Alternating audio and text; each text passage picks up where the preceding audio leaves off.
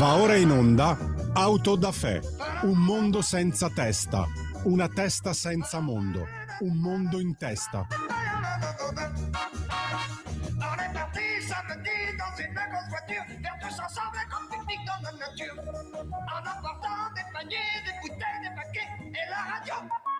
Jean-Pierre?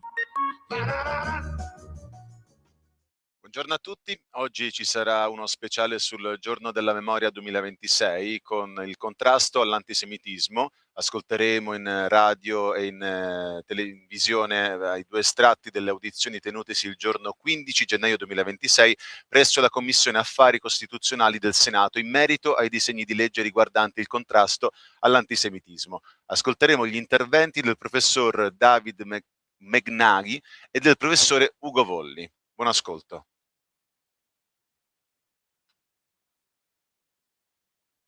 Ognuno porta con sé in un dibattito, in un'audizione, le sue esperienze personali e non posso prescinderne.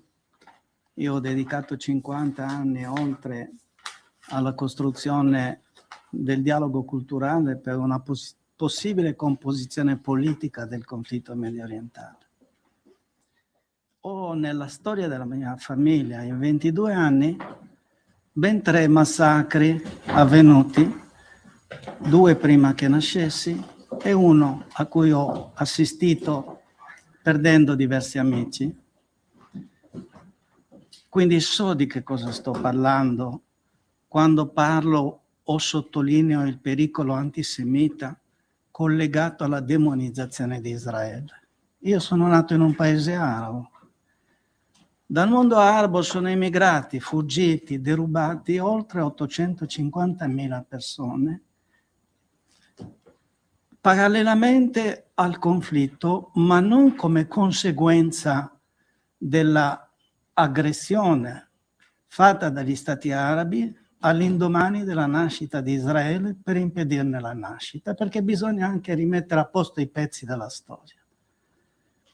La tragedia che ha coinvolto le popolazioni di profughi, arabi, palestinesi, che io considero fratelli come ogni profugo, è avvenuto nel contesto di una guerra di distruzione scatenata nel 1948, 3 anni dopo la fine della Seconda Guerra Mondiale, in cui Israele ha perso l'1% della popolazione, non precipitando nel fascismo, come alcuni dicono o affermano. L'Italia è precipitata nel fascismo dopo aver vinto una guerra e perso l'1% della popolazione. Israele, guidata da un sogno, è riuscita a costruire un sistema politico, con tutti i limiti di ogni sistema politico, che ha reso possibile l'integrazione di oltre 700.000 ebrei fuggiti dal mondo arabo, oltre 250.000 o 300.000 sopravvissuti alla tragedia dell'Olocausto, passando da una popolazione di 600.000 a 1,8 milioni nel 1958, praticamente triplicando il numero degli abitanti in un paese povero, assediato. Questa è la storia che ci aiuta a capire anche le dinamiche psicologiche successive. Okay? Gli ebrei fuggiti dal mondo arabo, derubati, perseguitati, non erano parte della guerra. Vivevano talvolta a 1.000 chilometri di distanza. Il pogrom del 67 l'ho visto con i miei occhi vivendo per un mese, col pericolo di essere ucciso insieme a 52 persone, chiuse in un palazzo dove ci aiutavamo tutti. E abbiamo conservato però dentro di noi la capacità di immaginare un futuro possibile diverso. Questi sono i dati da cui parte la mia storia personale ed è finalizzata a curare le parole malate in primo luogo. Qui non stiamo discutendo in termini accademici sulla storia del sionismo, che ha molti punti di contatto con il Risorgimento italiano.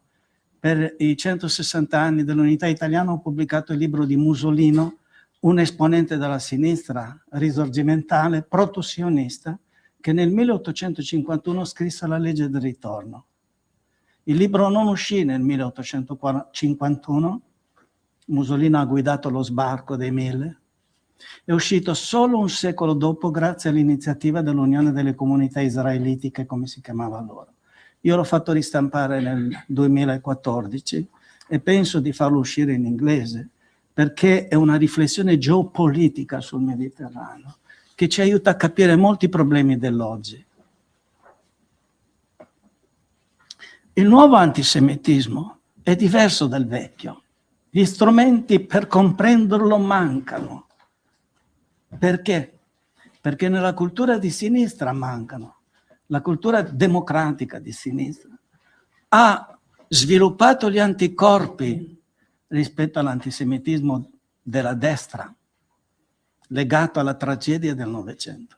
Ma gli strumenti cognitivi sono insufficienti, perché la storia del sionismo si intreccia con la storia del movimento operaio, si intreccia con la storia dei movimenti di liberazione nazionale, si intreccia con i risorgimenti europei, si intreccia con la dinamica del Mediterraneo, con tutto ciò che ha significato l'occupazione da parte degli europei dei territori del Mediterraneo, della storia del colonialismo, dell'anticolonialismo, ed è stata sempre fraintesa, non compresa nella sua specificità. Pensate, Plekhanov, il massimo teorico del marxismo russo, per attaccare il Bund, che era il movimento socialista ebraico non sionista, che richiedeva solo l'autonomia culturale secondo le indicazioni della Seconda Internazionale e mezzo, definì il Bund sionisti col mal di mare. Questo era l'atteggiamento psicologico. E all'epoca dell'affaire Dreyfus, la mobilitazione della sinistra avvenne in ritardo, quando fu possibile capire per alcuni, e alcuni hanno pagato duramente, che era in gioco la democrazia, erano in gioco le conquiste della rivoluzione francese. Ed è in questa prospettiva che noi oggi dovremmo riflettere su questo tema.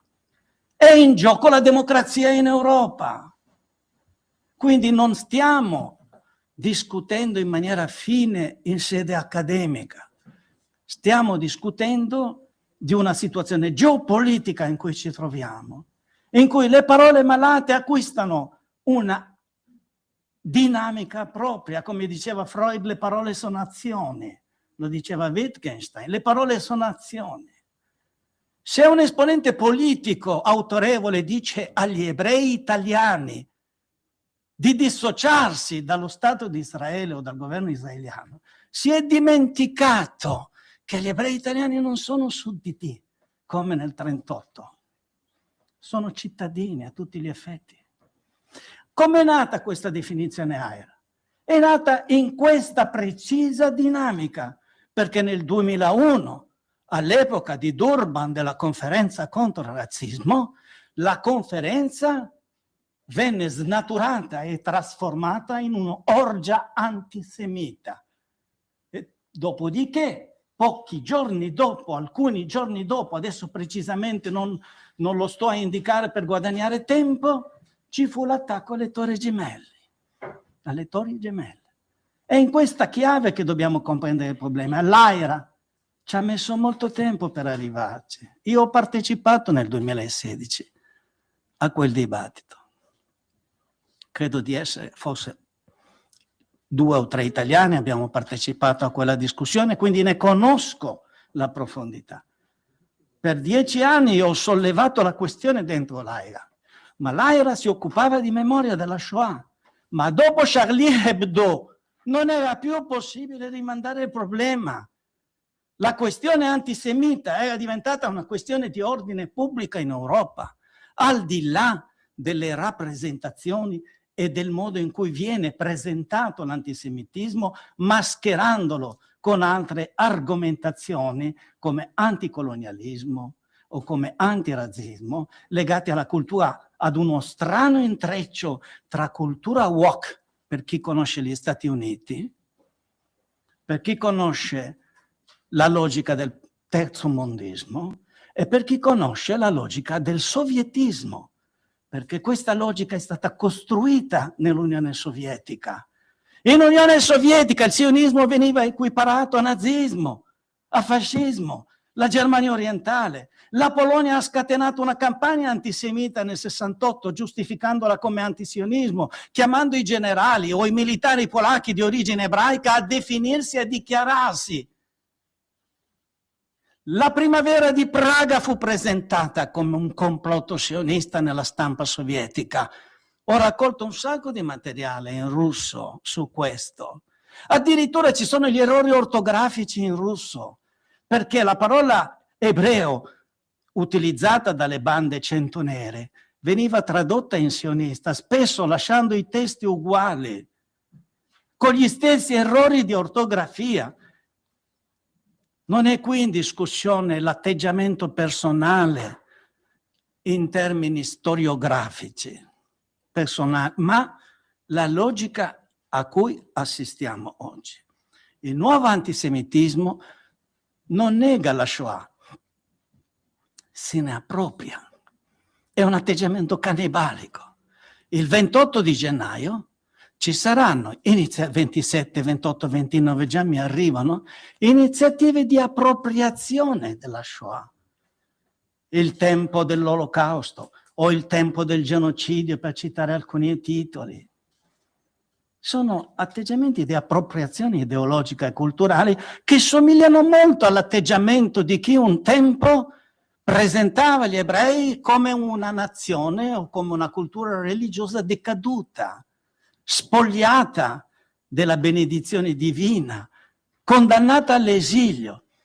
Lo so benissimo che tra le persone che contestano questo o quell'atteggiamento, anche esagerando nelle parole talvolta, non ci sono necessariamente atteggiamenti di ostilità verso i singoli ebrei. Non è di quello che stiamo parlando.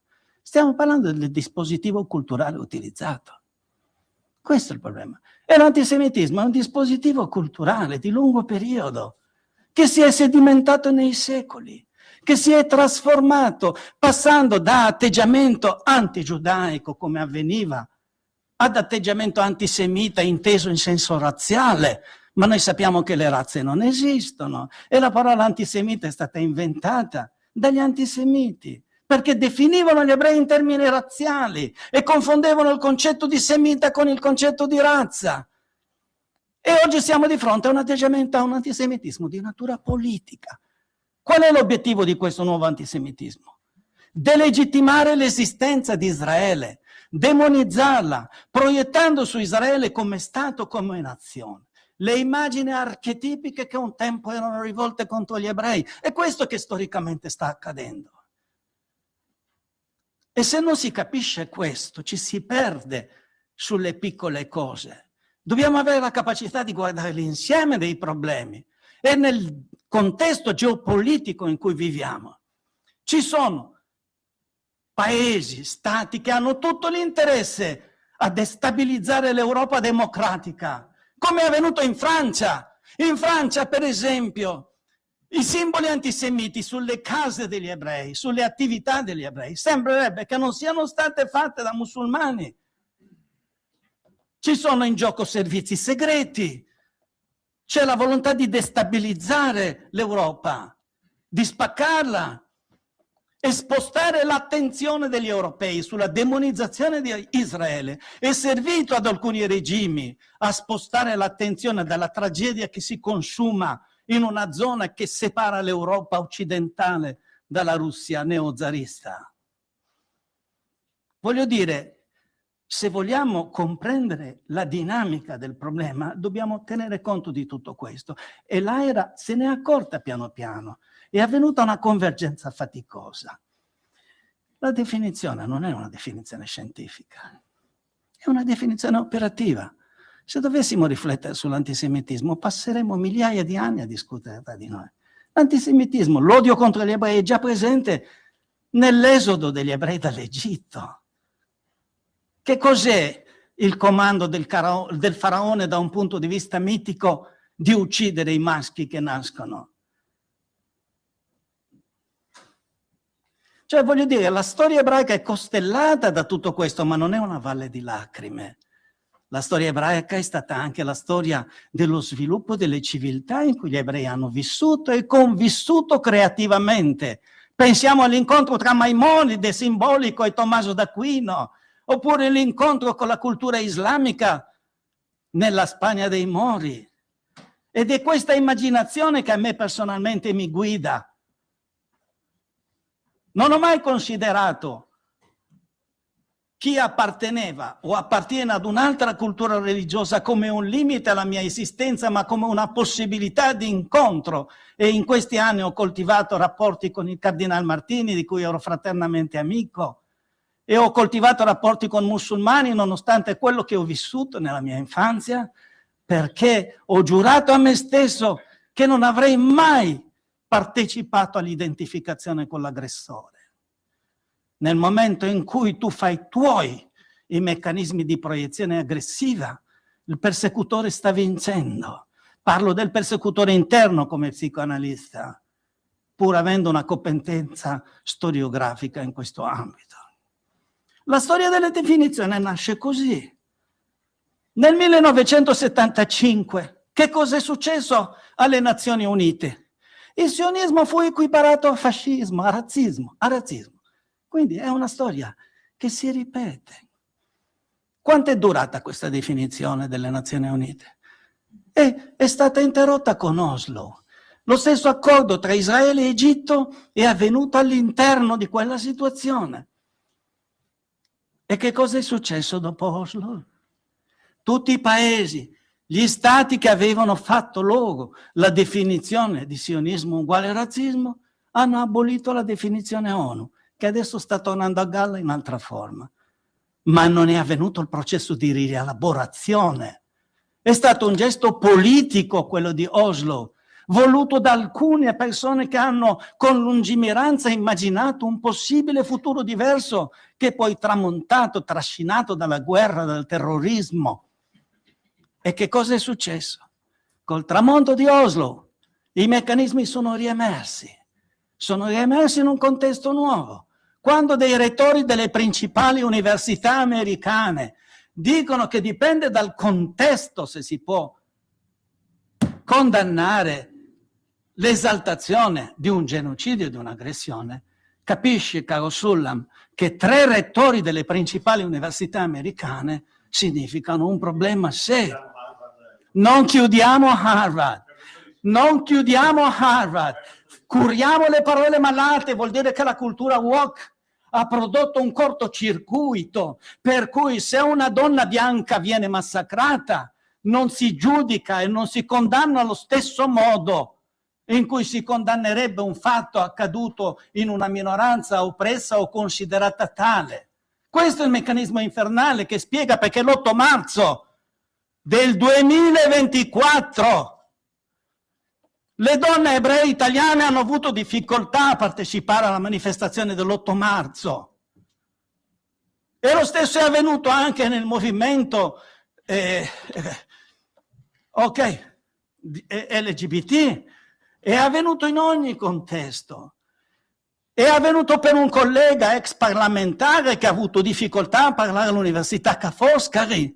È di questo che sto parlando. E noi non possiamo trascurare questo fatto. Dobbiamo avere il coraggio di assumerlo. E concludo. La definizione era operativa. Il governo ha messo in moto un processo con una commissione nominata da Palazzo Chigi. Io ho fatto parte di quella commissione. Ho portato 9 pagine di correzione sul documento conclusivo, che è di 15 pagine, e l'ho depositato, indicando anche degli esempi. La parola fariseo, per esempio, utilizzata anche da politici italiani come un insulto, è parte del dispositivo antigiudaico che si è costruito nei secoli. Curare le parole malate crea consapevolezza. Il governo ha creato una commissione, ha creato un documento importante, ma che doveva essere calato nella realtà come fonte di ispirazione. La situazione è precipitata dopo l'eccidio genocidario del 7 ottobre. È precipitata.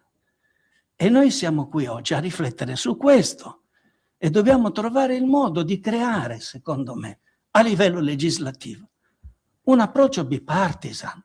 Da questa cosa non si esce. Apprezzo molto questo grande sforzo e bisogna andare avanti in questa direzione. E concludo. Io sono cresciuto nei primi anni della mia vita nel mondo arabo, ho conservato la lingua araba perché la lingua è sacra, qualunque lingua, come amo il latino e il greco antico, come amo l'ebraico biblico e l'ebraico moderno e tante altre lingue. Mia madre mi diceva sempre, mescolando l'ebraico con l'arabo, kun he o sahb al-bahar. Kun in arabo vuol dire sì, i in ebraico vuol dire isola. Sì come un'isola, fatti amico il mare. Chi vive in un'isola deve farsi amico il mare. Israele se lo farà amico questo mare e mi auguro che un giorno sia possibile comporre il conflitto che lacera la vicina regione del Medio Oriente, ma non per esaudire il desiderio di chi vorrebbe che Israele in nome della pace si suicidasse, ma per costruire un futuro possibile per tutto il Mediterraneo. Grazie. Porta con te ovunque Radio Libertà. Scarica la app per smartphone o tablet dal tuo store o dal sito radiolibertà.net. Cosa aspetti? Ringrazio la Presidenza della Commissione e i senatori per l'invito a parlare qui, che per me è un onore e un impegno importante.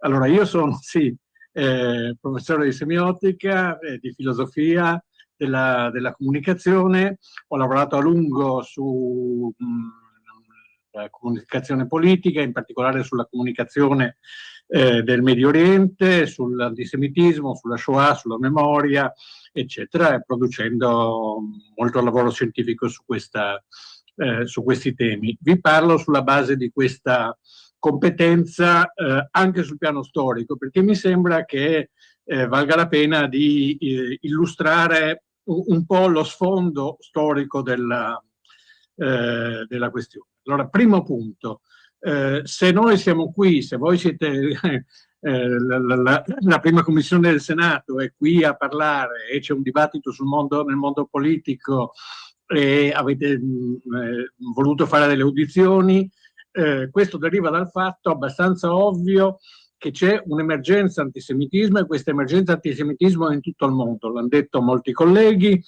ci sono state molti morti, l'episodio australiano è gravissimo, ma è successo anche in Gran Bretagna, ci sono state aggressioni a persone qualificate come ebrei dall'abbigliamento a Milano, a Venezia, a Firenze e altrove, e tutto questo si è diffuso poi in assalti a sinagoghe, roghi di edifici, attacchi personali, scritte e quant'altro un pochino in tutto il mondo.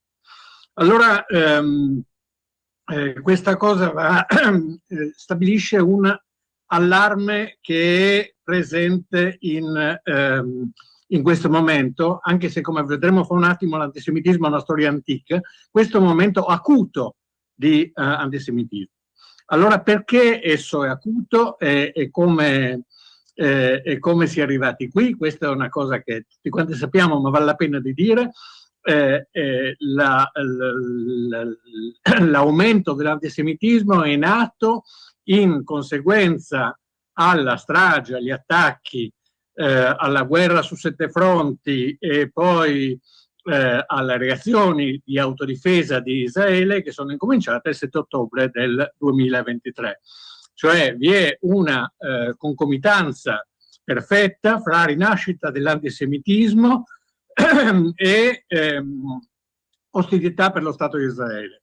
La rinascita dell'antisemitismo si presenta oggi motivata, giustificata, teorizzata, propagandata, eccetera, come odio per Israele. All'inizio sembrava che ci fossero posizioni di solidarietà per i palestinesi. Progressivamente questa cosa è diventata odio per gli israeliani in generale e poi odio per gli ebrei in particolare. Vorrei fare una parentesi a questo punto a favore di quelli che dicono che sono preoccupati per la libertà di opinione. Dov'è la libertà di opinione per Renato Molinari, che è stato cacciato all'Università di Napoli? Dov'è la libertà di opinione per Emanuele Fiano, che è stato cacciato dall'Università di Venezia? Dov'è la libertà di opinione per tutti quelli che in qualche modo si presentano come non contrari allo Stato di Israele, con episodi che sono successi all'Università di Pisa, con episodi che sono successi a Torino? Qual è la libertà di opinione che ha uno di andare per strada e dire che è filo israeliano? Direi che il problema oggi è esattamente il contrario. Il problema non è un allarme sulla libertà di opinione, sulla libertà di parola e sulla libertà religiosa di chi in futuro potesse prospettarsi come anti-sionista. Il problema è oggi la libertà di opinione, di parola, di presenza, di diritto alla vita personale, compresa l'esplicitazione delle sue posizioni politiche e religiose, per quelli che sono a favore di Israele. E tutti gli ebrei sono attaccati in quanto, certe volte, come avete sentito anche negli interventi precedenti, a torto, in quanto si suppone che siano a favore di Israele. Incidentalmente, l'idea di una maggiore lealtà degli ebrei a Israele rispetto al loro paese è uno degli esempi citati dalla definizione dell'AIRA, la quale dice esplicitamente, anche su questo bisogna avere le idee chiare, dice esplicitamente che le critiche verso Israele, simili a quelle rivolte a qualunque altro paese, non possono essere considerate antisemite. E quindi non c'è assolutamente nella definizione AIRA questa idea che circola anche in questa riunione, per cui il suo scopo sarebbe quello di silenziare le critiche nei confronti di Israele. Vado avanti. È importante considerare che la parola antisemitismo è recente, viene diffusa circa 150 anni fa, negli anni 70 dell'Ottocento, da un pubblicista tedesco che si chiama Wilhelm Marr, per sostituire, rendere presentabile una cosa che esisteva e che lui sosteneva, che era l'odio per gli ebrei, Judenhass. Ma l'odio per gli ebrei è molto più antico e ha attraversato varie fasi. Allora bisogna distinguere la parola dalla cosa. Come ha ricordato anche il professor Mignaggi, l'odio per gli ebrei è già citato nella Bibbia a proposito dell'esodo dall'Egitto, ma anche a proposito della storia di Estere, eccetera, eccetera.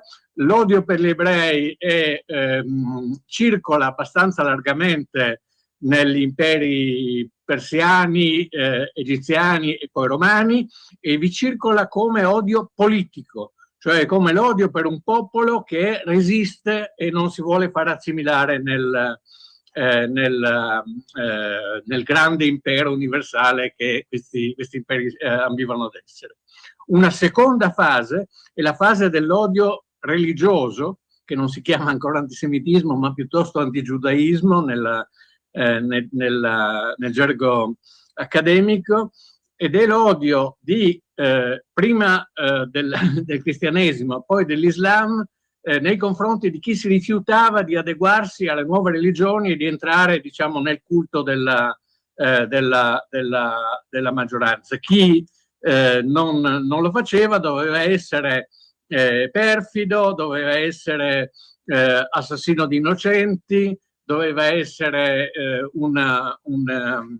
eterno errante, doveva essere uno che dissanguava i bambini per mangiarli, per mangiare il loro sangue e così via. Terza fase, quella dell'illuminismo e dell'ideologia romantica, per cui gli ebrei sono vecchi, superati. In questa maniera si riprende un tema che è quello già presente nell'odio per gli ebrei di tipo religioso. Sono avari, sono incapaci di inserirsi nella società. L'avarizia diventa il tema di Marx e siamo alla quarta versione dell'antisemitismo. Gli ebrei, nello scritto giovanile di Marx, che pure era di origine ebraica, anche per dimostrare che si può essere benissimo di origine ebraica e piuttosto antisemiti, gli ebrei sono adoratori del dio denaro, secondo le idee di Marx. E qualcuno un po' più in là disse che l'antisemitismo era il socialismo degli imbecilli. C'è un libro che è stato pubblicato su questa cosa.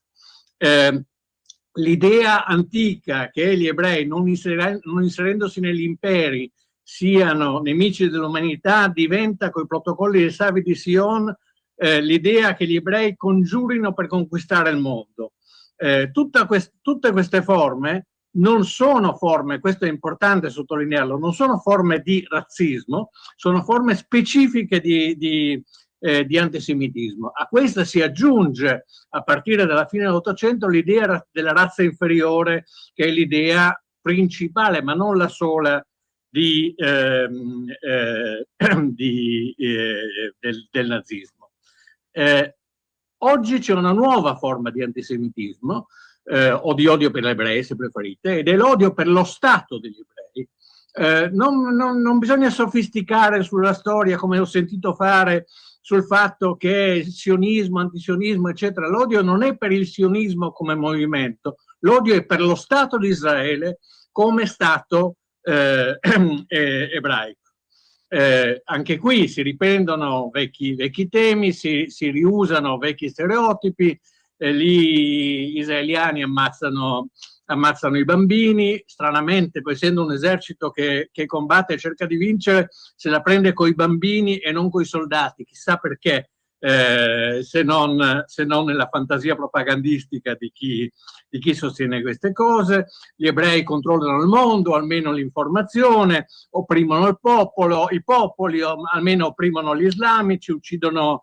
Quando uccidono i nemici prelevano il sangue o almeno gli organi, rubano terre non loro, in alcuni casi non sono talmente falsi da non essere nemmeno veri ebrei e così via.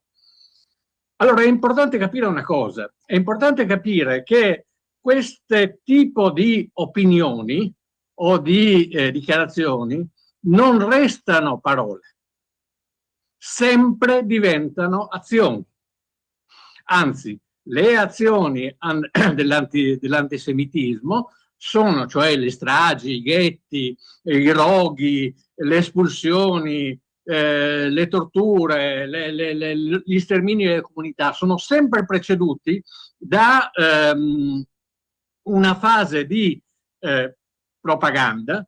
C'è una prima fase in cui c'è un incitamento e c'è un'indicazione che isola e demonizza gli ebrei. Una successiva cosa che succede, gli ebrei o gli israeliani o lo Stato degli ebrei, una seconda cosa che succede in seguito a questo è che si realizza emarginazione, disprezzo, abiezione, isolamento, boicottaggio, prepotenza, distruzione di beni, tutto ciò che espelle in maniera fisica gli ebrei o lo Stato degli ebrei dalla comunità in cui appartiene. E fine solo nella terza fase succede deportazione, ghetto, roghi, campi di sterminio, eccetera, eccetera, che sia come è stato nel caso nazista, organizzato dai governanti, oppure tollerato, come spesso è successo, per opera delle folle. Questa è la cosa su cui bisogna riflettere. Non si tratta di proibire delle opinioni, si tratta di cercare di bloccare un incitamento che è direttamente funzionale poi alla strage. Ricorderò che nel 1982 a Roma, poco distante dal Senato, ci fu l'attentato alla sinagoga di Roma, ma l'attentato in cui morì il bambino Stefano Guitasce, decine di persone furono ferite. Prima di quell'attentato però c'era stata una campagna insistente, violenta, ribadita contro gli ebrei in generale. Ricordo l'articolo di Rosellina Balbi, Giustificati Davide, eccetera, eccetera, in cui si era arrivati al fatto che una manifestazione sindacale aveva portato una bara davanti al Tempio maggiore, alla sinagoga maggiore di Roma sul Lungotevole, deponendola lì sempre perché per ragioni diciamo di politica medio orientale. Allora, queste cose mi permettono di rispondere a un paio di domande che ho sentito. La prima domanda: è proprio necessario istituire una legge oggi, fare una legislazione sull'antisemitismo? Non bastano le leggi attuali, perché le leggi attuali non bastano, è evidente dalla cronaca che tutti quanti conosciamo. Ci troviamo oggi fra la prima e la seconda fase della dinamica in tre fasi che ho descritto prima. Vi sono stati morti, feriti, aggressioni, espulsioni, impedimenti di parola, e professore dovrebbe avviarsi alla conclusione, per cortesia. Sto concludendo. Che solo le forze dell'ordine davanti alle nostre sinagoghe, alle nostre scuole, ai nostri centri di riposo evitano che anche in Italia ci siano dati brucianti. Seconda domanda, molto rapidamente: non si rompe la libertà di opinione con questa cosa? Non si attenta alla libertà di parlare male dello Stato di Israele? Ho già risposto: no, non si attenta, si blocca un'altra cosa, e la libertà di critica politica è sempre permessa. Terza idea, terza domanda: perché inserire oggi proprio Israele, l'attacco ad Israele fra le caratteristiche dei discorsi antisemiti? Perché è così, perché l'antisemitismo si nutre oggi di questo. Attenzione, non è l'odio per Israele a provocare l'antisemitismo, è l'antisemitismo a provocare l'odio per Israele nelle piazze occidentali, e che badano pochissimo a quello che succede in questo momento in Iran, che non badano praticamente alle stragi dei cristiani in Africa, che non badano a 1000 episodi terribili che accadono. Quindi da questo punto di vista io credo di poter personalmente ringraziare chi ha presentato disegni di legge in questo senso e raccomandare alla Commissione di portarli avanti possibilmente in maniera unitaria, ma non sacrificandone il centro, l'essenza, a un buonismo generico che darebbe un'altra legge inutile. Grazie. Bene, grazie professore. Allora passiamo alle domande. Avete ascoltato Auto da Fè.